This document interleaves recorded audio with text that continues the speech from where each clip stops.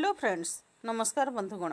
मु शोभास all in one news को आपण को स्वागत। बरगाँठारे रक्तदान शिविर अनुष्ठित 35 यूनिट रक्त संग्रहित। बरगढ़ जिला भेड़ेन ब्लॉक मैलापाली ग्राम पंचायत अंतर्गत बरगाँठारे रविवार दिन बरगाँ ग्रामवासी आयोजन क्रमे एक रक्तदान शिविर अनुष्ठित होईछि। एही शिविर को भेड़ेन थाना आईआईसी संगीता महापात्र मुख्य अतिथि भाव जोगदे उद्घाटन करथिले।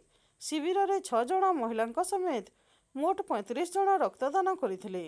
माहेश्वरी सेना, पश्चिम ओडिशा युवा मंच, अमृत कुटुंब, कौशल सेना समेत विभिन्न संगठनर सदस्य माने एही शिविर आयोजन में सहयोग करथिले।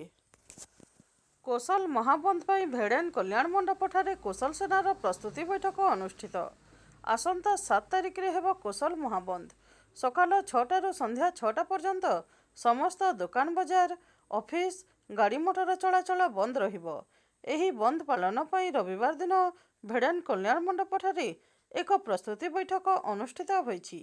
भेड़ेन कौशल सेनार आवाहन रे होइथिबा एही प्रस्तुति बैठक रे भेड़ेनर विभिन्न संगठनर कर्मकर्ता जोगदे महाबंद को सफल करिबा पई समर्थन घोषणा करिसंती। राउटिकरा ठारे गणेश लड्डू 15,200 टंका निलाम। बरगढ़ जिला भेड़ेन ब्लॉक अंतर्गत मैलापाली पंचायत निकटस्थ राउटिकरा ठारे अनुष्ठित गणेश महोत्सव रे गणेश मंडप रे भोग लागिथिबा विराट लड्डू को रविवार निलाम करा जायछि। एही लड्डू को मुत्यालु गोविंद 15,200 टंका निलाम डाकी नेइथिले। 5 दिन धरी चलिथिबा गणेश महोत्सव लड्डू निलाम एवं विसर्जन शोभायात्रा सह रविवार दिन उद्यापित होईछि।